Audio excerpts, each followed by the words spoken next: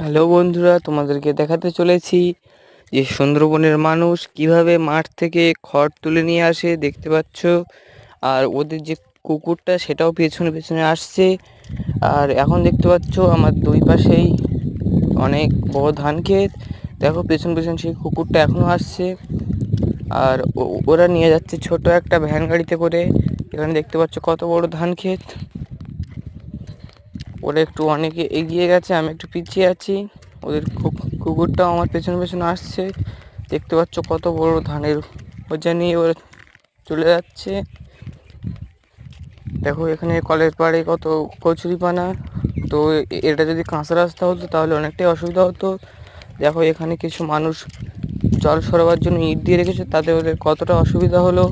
দেখো মমতা ব্যানার্জি রাস্তাগুলো বানালেও গ্রামাঞ্চলের মানুষগুলি খুবই খারাপ।